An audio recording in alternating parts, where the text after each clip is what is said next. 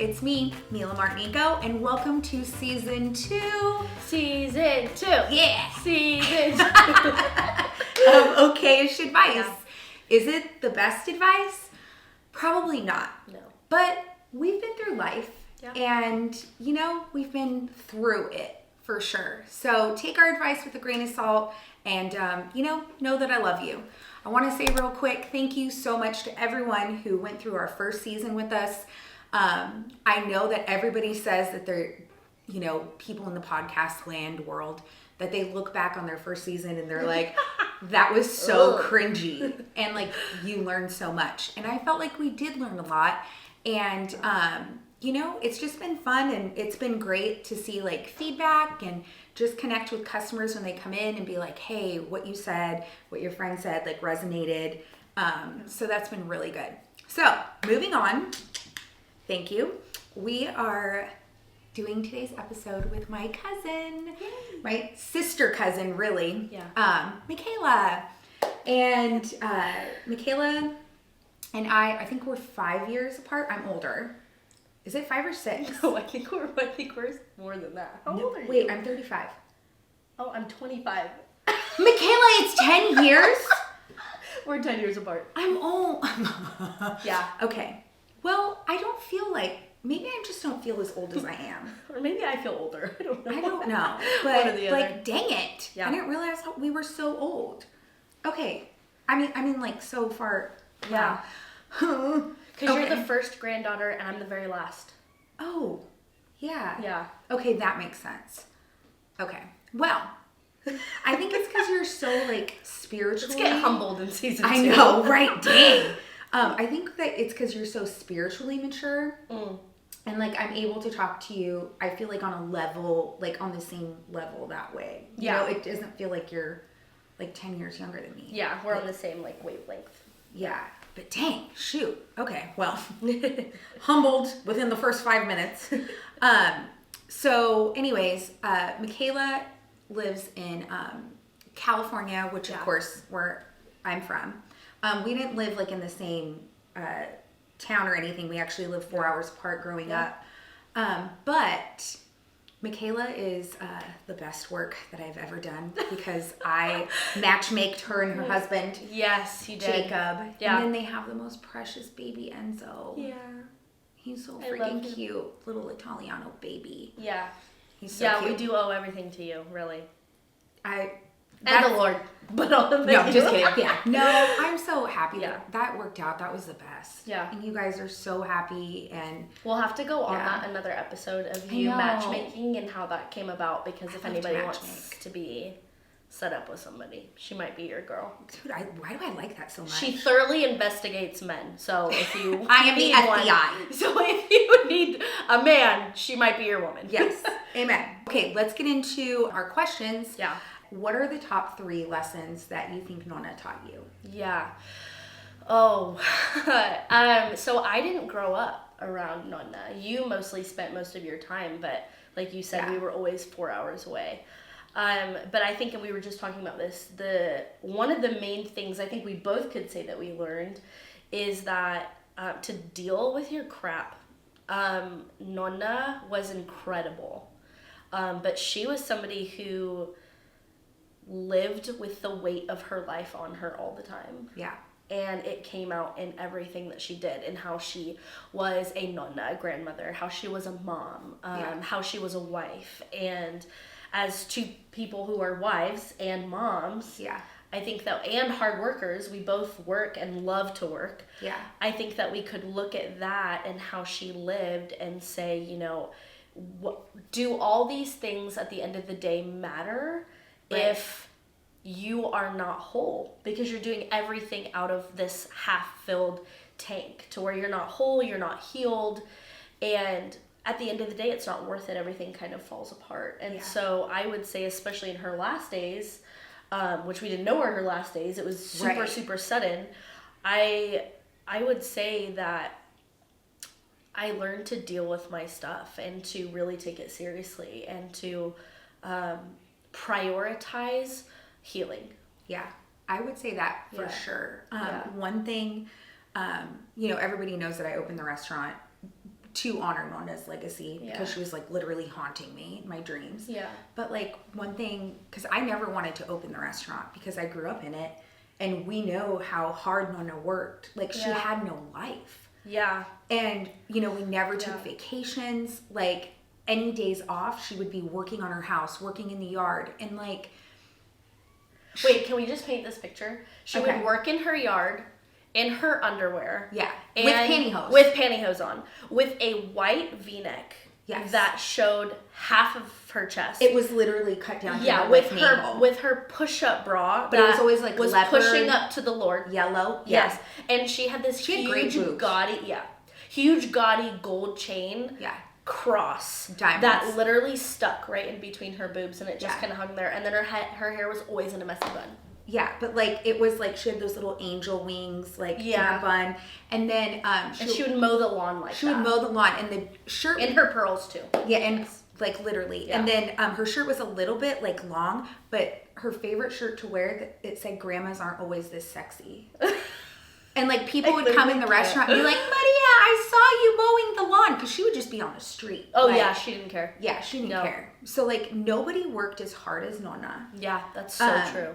But Nonna never got to enjoy her family and her life the way I feel like she needed to. Yeah. So when I opened the restaurant, that's why we're closed those 3 days. We never really stopped working anyways. Yeah. But because I said like I have to have time to enjoy my family. Yeah. Because I can't live like that. Yeah. And I mean, she literally worked herself to death, like gave herself a heart attack. Yeah. Yeah. And then we found out she had cancer. Yeah, it was again. a lot. It was so much. And it was just like, bam. And all I could think about was like, you know, even your dad told me the other day, like, Nonna wanted to travel. Yeah. And they never did. Yeah, they never went back to Italy once they opened the restaurant. Yeah, because she just worked. So I think that is for sure. Like, you know, having a hard work ethic and having boundaries. Yeah. I would also say maybe the third thing could be to love what you do. Yeah. She loved what she did. And yeah, like we talked, there's a balance in all of it. And unfortunately, she never found that balance before she passed away, which I think is such a lesson for us to learn now. But she loved, like, despite the boundaries and the heartache she went through and things that she carried, she genuinely, with everything inside of her, loved what she did. Yeah. And you could see it on her. She loved her customers. She loved to cook. She loved to bake. These are all things that really kept her going. Yeah. And every morning she was excited to start a new day because she knew that she was doing something that she loved. No, that's so true. That's so true. And I think that, like, especially in, you know, this business, and even with you being like a youth pastor, like, you have to love your people. Yeah. Like, and it really is like giving yourself and being vulnerable with people, doing something that you love so much. Yeah, that was one thing about Nonna too. Fourth bonus lesson, she did not care who you were. She was herself all the time. At all times of the day. Yeah. And you could be a customer and she would tell you, like, your pants don't fit. Yeah. You need size 36, 32 or whatever. Yeah, and your shirt is tailored wrong. Yeah, because they were tailors before they opened the restaurant. Yeah, and she would tell you if your hair looked bad. She told me that often. Yeah. I mean, it was like she was blunt, but like she loved you. Yeah. So, okay. Okay. Question 2. Yes. I just saw question 2. Is your uncle, Zio, if you guys don't know, uncle in Italian is Zio. Is your uncle really a hitman in the mafia? Who said that? I think it was my friend Brittany that asked. Because I like made mention, like, in a conversation that we only need $5,000. But I don't... I mean, we could talk about many uncles, but this is probably not the place to do it. Yeah. And also, like, I mean, everybody who comes to the restaurant knows, go ask for Guido behind the dumpster if you got a complaint. So, yeah. Do you want to know what? When I was in elementary school and I was getting bullied, I would tell people that my dad was in the mafia. So my dad is like this very big dude, wears a gold chain. Yeah. And I would tell people, like, do you know my dad's in the mafia? Good, Micaela. I know. Make him shut Standing up. for myself. And then the whole time he's a pastor. The whole time he works for God, he doesn't even do anything bad. I love that. Yeah. I want to like, you know, that's why I love like your son's name and then Nunzio. Like I it's know. so like So old cute. school Italian. Yeah. Don't mess with me. Yeah. You know. I know. I love it. I love They're it. gonna be so cute. Okay. Question 3. What was life like growing up in the restaurant? So for me, I didn't grow up in the restaurant because I lived far away. So I would come though every summer as a kid and we would work the restaurant. So we would, oh, my gosh, I always have to put on that uniform. And I couldn't stand it. And we would, I'd be a hostess because I didn't know how to do anything else. Yeah. But I mean, I feel like those times working at the restaurant, even when you guys came and we hung out and, you know, because I think I've been working since I was 9. Yeah. At the restaurant. It was fun. Summers were fun. Yeah. It was really cute. You'd be like a hostess, and, you know, and I was a waitress. How did you feel like getting like a taste of like the public in that sense? Oh, I loved it. Well, I think I loved it too because Nonna would always make me sing to customers. Yeah. And so I would literally just be walking from table to table and sing for customers. But I loved it. I loved working in a restaurant. I remember my first job when I was 15. I was like, for my experience, my resume, I was like, hostess at Totillo's restaurant. Oh, cute. And that was smart. I loved it. I loved working in the restaurant. I thought it was so fun. I loved being a part of it. I loved working with family. Being able to just have a taste of that every summer was great. That's so cute. Cause like, but it was your whole entire life. But it was my life. Like, it still is your life. And still is my life. Yeah. I know. I feel like this time though, it's because it's like I'm the boss. Yeah. So it's so much more different than working for like Nonna or Tsitsi. Yeah. One of the biggest things that like I've learned is like know your customers and like provide like what your customers want and need and like always learn and grow. So I feel like, you know, from like I took what I learned my whole life, and then when I went to apply it, like, yeah, it was great in like some aspects, but then in other aspects, I'm like, oh my God. And I just had to learn really hard lessons. Yeah. Of course, for me, growing up in the restaurant, you know, shaped where we are now and the business for Matt and everything. It gave me a love for people. And like you said, one of my greatest memories is like going around and singing with Nonna and doing all that. Didn't really ask us about summers, but summers are like, I feel like because of my parents being so like unstable and everything, and a lot of people, like I pretty much was raised by my grandparents. Yeah. My dad wasn't there, and my mom was a single mom, but you know, my mom's always had like kind of crisis after crisis, and whether it was health wise or spiritual or whatever. So I didn't get the like second generation Italian. Like I got the grandparents who would, you know, beat the crap out of you. Yeah. So I got like the parents. No matter how long they hadn't seen you, they would beat the crap out of you. Yeah. So like I didn't get like what I would have loved is like just the grandparent like love of that. Yeah. And a lot fell on me too for being the oldest. Yeah. So it was different. But anyways, my favorite thing about my childhood was the summer. Yeah. Because like you guys would come and we'd be swimming in the pool and like we'd be eating like turkey sandwiches. Oh my gosh. And like Tsitsi or my mom would make us sandwiches. And Nonna would be like the person. We'd be blasting the Red Hot Chili Peppers on that huge stereo barbecue. Yes. Or just like, you know, like that was so fun. And that was like really the only childhood that I really had. Like because we were just so ingrained and intermeshed into work. Yeah. And I mean, just like I think about things like they had Nonna watching us. Nonna can't flip and swim. I know, he wears floaties. And a nose thing. He's what, 86, 87? Yeah, he still wears floaties. And he still wears floaties in the pool. Like, you know, and I'm like, why did they think that this guy was going to save us? You know? Like, what is happening? Or like, you know, when he would put on like baby oil and Yeah. like be in the sun. Yeah. And he'd get so dark. And he would fall asleep and none of us could wake him up. Yeah. There was a few times, I think there was a few times that one of your sisters would check his pulse. I mean, and he would just be like on that lounge chair, Yeah. you know, but we'd be out there and we'd tell him, we'd be like, this is the Olympics, rate us. Oh yeah, And he I could know. never rate us because he loved us. Yeah.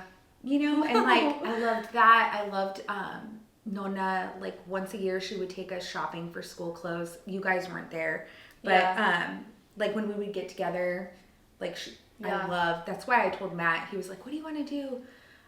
Because we're celebrating our anniversary. I was like, is there a Nordstrom's around here? I just want to walk in Nordstrom's. Yeah, Like, I know. it's been like 8 years since that was I've our been. Nonna's store. Oh my Nordstrom. God. She loved Nordstrom. She was literally, she loved Nordstrom. I had a sweater from Nordstrom Rack because we don't have Nordstrom kind of money.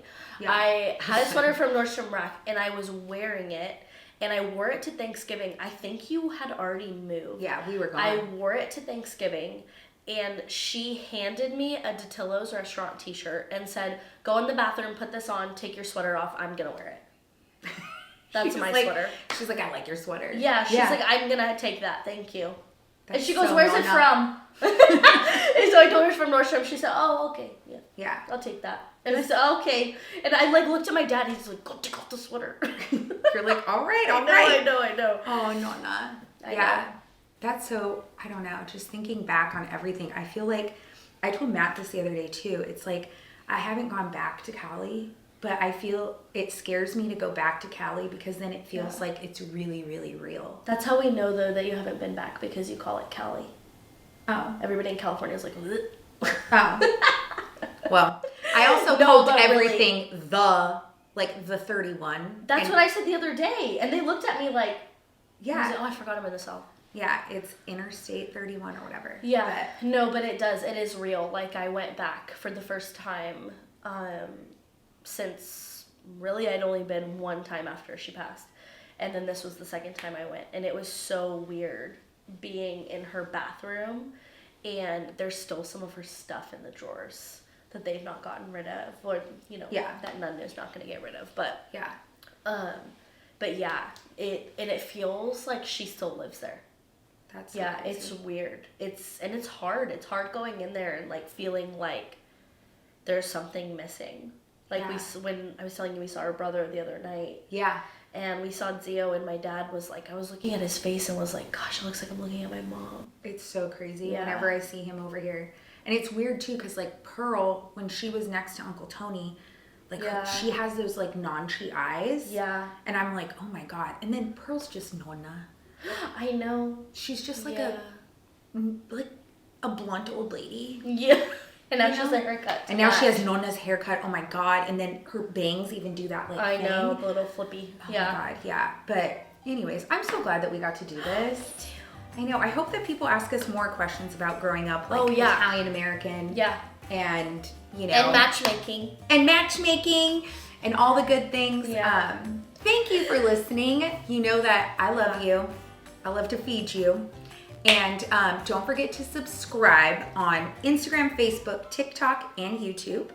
And do me a favor, will you please leave a review, like a good one? Yeah, a nice one. If it's bad, don't leave it. Yeah. If it's bad, tell your therapist. On Apple Podcast or Spotify, because that helps us. And, you know, your girl's always hustling. I love you. Tanti Baci.